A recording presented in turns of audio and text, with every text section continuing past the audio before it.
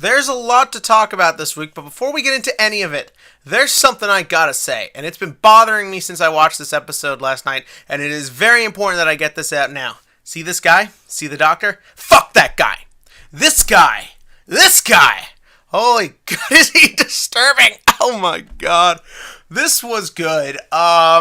Just like, where do you start off with? But with the first, with the bang this episode starts off on, this episode grabs you by the shirt collar and just runs you around and just doesn't stop till the credits hit. I love when they pull that off right.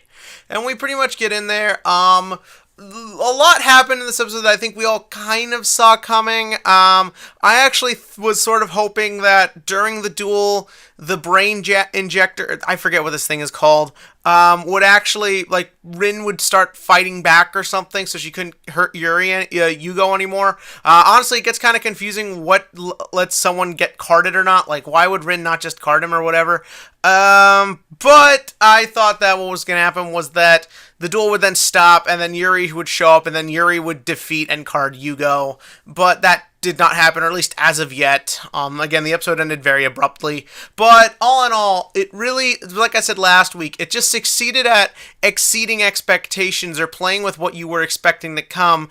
And I thought that really started off nicely, especially when you realize that physics no longer applies to the rules of Yu-Gi-Oh! Look, I know we're in a fantasy world and all, but seriously, look at how many times Yugioh fell from large heights, and Rin as well when she jumped off the side of the bridge. I'm just saying, Yugioh should be, and Rin should be liquid right now, but they're not. So, the big thing that sort of started it off was when Yugioh hit the dual runner and was like, oh my God, and we got sort of the flashbacks and all that. I knew that dual runner was not making it to the end of the episode, especially because we saw Yugioh with the broken helmet in the episode preview, but I did still feel really sorry for him when he did, and again, that really just sort of shows how likable a character Yugioh is, and how much you kind of feel for the situation, because the episode succeeded at hitting you with the emotions right, because it is terrifying, and it is scary, and it does go to those creepy places, and part of that is the doctor.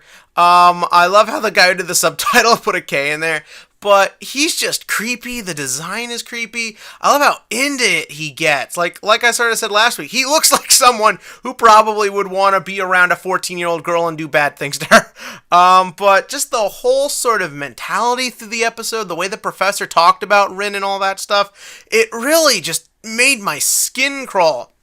Especially, and I'm going to go off on a bit of a tangent here, that scene where we actually see the little parasite in Rin's brain, like, just sort of stuck on there. I'm not going to lie, that sent a legitimate chill down my spine. I've said this before, the cerebral has always kind of gotten to me, and, like, mind control and stuff like that. Rather it's a Kizai Never, or even when it's been done in the previous Yu-Gi-Ohs. But there's something about when you actually just show the thing inside the person's head, just, like, stuck to cortex or whatever, that really just made it all the more creepier. And now that I've said that scares me, they're going to put that scene in every episode, and it's just going to get worse as we go.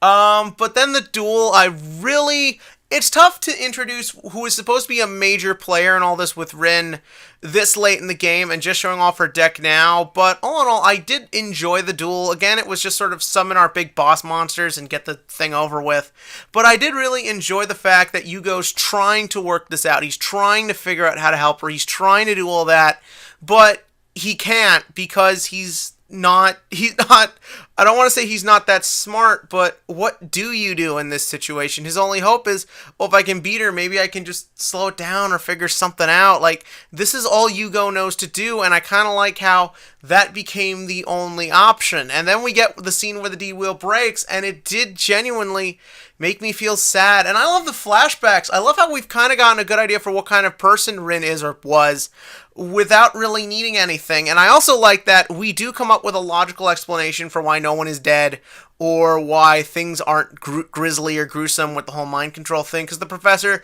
doesn't really know how far he can go with these girls before it hurts anything, so he's got to keep them safe. Again, I am really sure sending a small parasite into a human being's brain would be safe, but you take what you can get.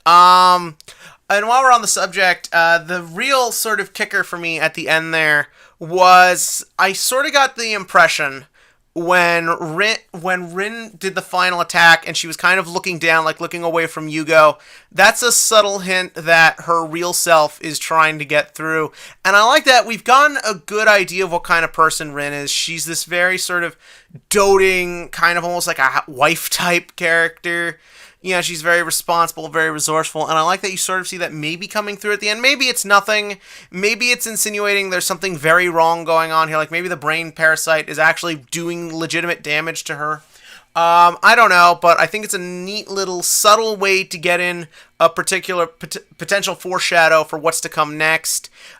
Bringing Shun and Edo back doesn't really mean much, but I hope that it infuses a lot of drama into that duel when we see Ruri duel Shun probably in a couple episodes. But all in all, yeah, I really liked what they accomplished here. I really liked getting a 25 minutes that, rather you saw anything coming or not, kept you really, or at least keep me really involved in what was happening, really involved with the characters and the story, and just really got the plot across and really made you feel when Yugioh lost at the end there. Especially because Crystal Wing Dragon, that's a card they've seriously been trying to promote.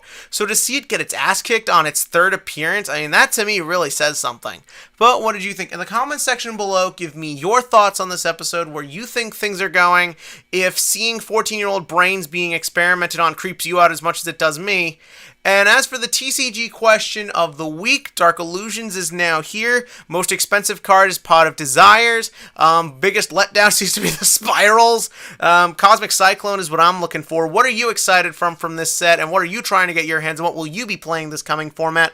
And as always, click to like and click to subscribe so we can see me get grossed out next week.